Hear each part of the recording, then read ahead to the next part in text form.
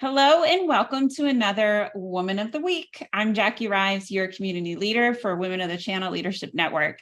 This week, we are celebrating Sherri Madison, General Manager, Partner Data and Operations for Intel Corporation. Hi, Sherri. Thank you for being here with me.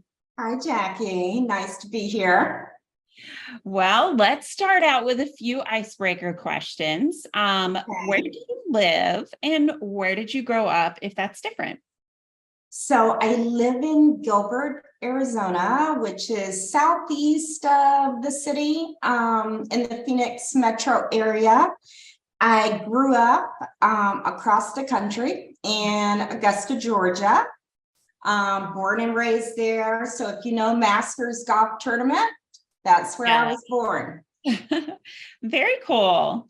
All right. Well, if you don't mind sharing, what is a little known fact about you? A little known fact about me is when I was growing up, I actually went to a fine arts school for 3 years and I majored in dance. I was hoping to be, kind of this next big African-American prima ballerina. And I minored in acting, which I don't think I was that good at acting. But that is a little known fact that, I was in the arts, so to speak. Very cool. That is a really interesting fact. Thank you for sharing that. That's pretty You're cool. welcome. I definitely would love to know more, but we're going to go and switch into your career path and maybe share a little bit of how you've reached the position you're in today. Yeah, so I have been at Intel. It's coming up on 27 years in October. It wasn't my first job coming out of graduate school. It was my second. My first job, I actually worked at Dial Corporation, consumer products, completely different from Intel. I was there 2 years and I got laid off. And I was sad. I was shocked, first of all, and I was sad and but also happy because that was a place where I felt like I really wasn't able to show everything that I knew that I learned in school. Coming out of school, you think you know so much. But that was a company that was more of a follower in the industry. So when I got laid off, actually had friends that worked at all of these tech companies in the Phoenix area, called my girlfriend up who worked in staffing at Intel. And then the next week I had a job. So started out at Intel in a supply chain role. So I was managing suppliers, negotiating contracts, and it was all for internal customers, which were, the factories and our technology development center. And I did that for about 6 years. And then I moved on to IT for 15 years. And I did a lot of different things in IT from, managing software development, projects to, managing user experience as an initiative. And I ended up owning an organization that owned all of our HR tools and capabilities globally. So I know a whole lot about HR, but again, customers internal to Intel. And I started thinking I really wanted to get closer to Intel's actual products that go out the door to our customers and our customers. And it's weird, luckily, somebody that I had worked in supply chain with years and years ago called me up and said, you're very disciplined. We just went through this reorganization. I need somebody with your kind of discipline to come over and help me run my organization and build this sales operations team.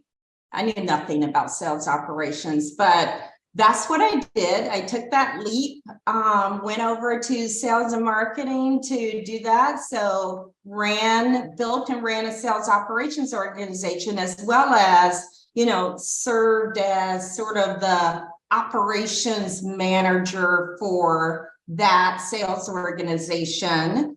And then I had done, built that team, accomplished that. I wanted to look for my next opportunity.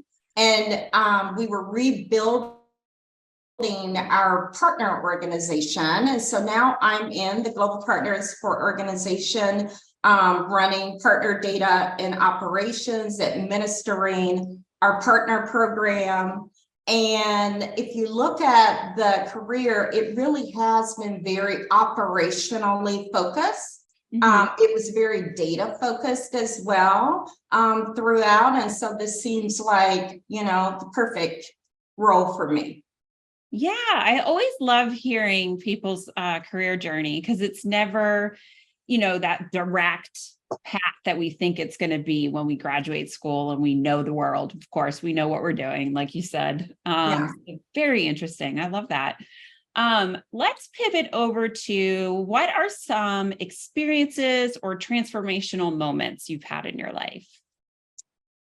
Well, probably one of the big ones that I remember is in undergrad. So, I was a kid that grew up that didn't really have to study. School was easy for me. And I got to Georgia Tech and, like the rug got pulled out from under me.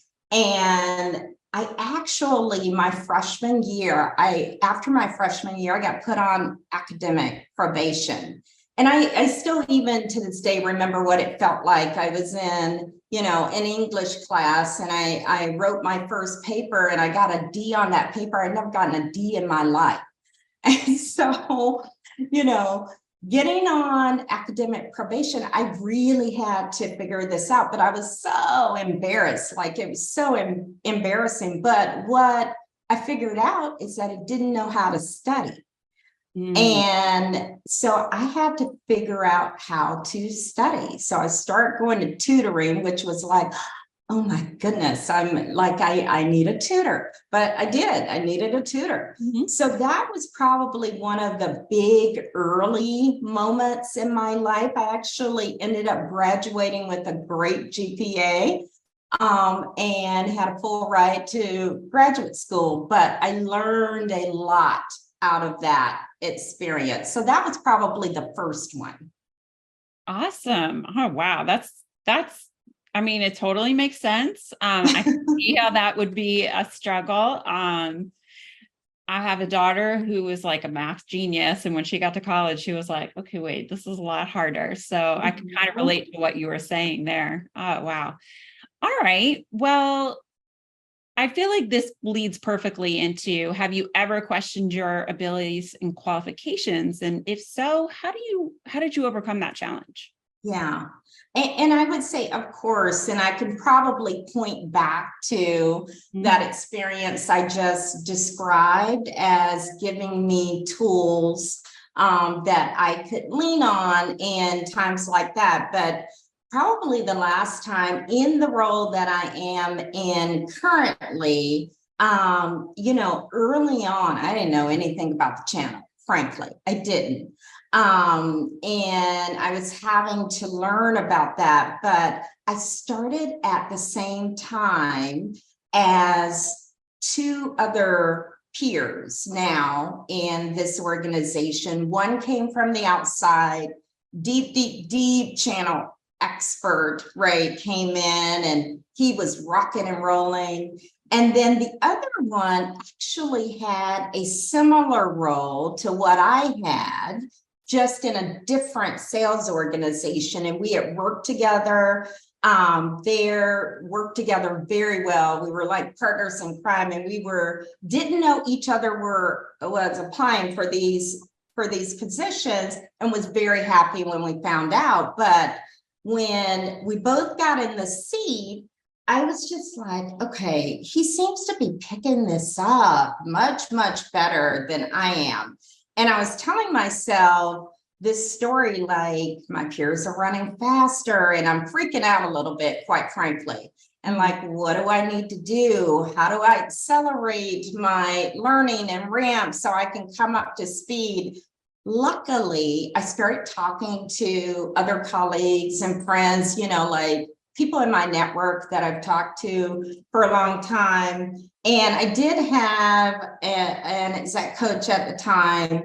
And when I told her that my peers were running much faster than me, she said, "What makes you think that?"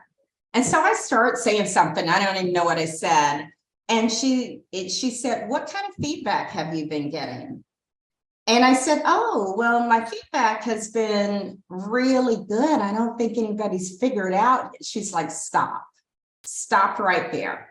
Like, this is your own self-talk. You're telling yourself a story. Look at what you've accomplished already. Let's do an exercise around that. So I think, well, first of all, when you get kind of stuck like that, you should start talking to people because they'll start giving you some real talk and counter what you're saying. We're usually much harder on ourselves than what reality is. So that really said to me, yeah, speak up, let others know if you're struggling or feel like you're struggling, go talk to other people and see, are you telling yourself a story? Or if you're not, then maybe they've got some tools to help you. That is such great advice and totally resonates. I know that people will appreciate that 100% because I think the majority of us do that, tell ourselves stories in this self-talk that is not really reality. And then having those trusted advisors that we can go to. So fabulous advice. Yeah. All right. So how do you continue to grow and develop as a leader? This point in my career, like I've read all of the leadership books and gone to lots of conferences and all of that. I think for me, it really is about like being open-minded and continuing to listen to your team. Look at your peers and colleagues and, maybe adopt things that they're doing that you think work well. I just think it's always an evolution. It isn't like, okay, I'm done, I'm there. I'm a great leader. Check that box. No, because things evolve and change. And I found that the more that I really try to listen to my team, collaborate with them, understand what they need and try to give that to them. I think you continue to develop tools around leadership. Yeah. Raising the kids, though, is another way. Raising these children has taught me even more leadership skills. I'm going to agree with you there, for sure. Thank you so much for spending some time with us today and giving us some great insights and advice in your experience. We're just thrilled to be celebrating you as our Woman of the Week, Sherri. Thank you so much, Jackie. It was a pleasure. All right, ladies, that's your Woman of the Week. Please be sure to give her some shout outs and feedback with that great advice she gave us today. And until next time, happy Wednesday.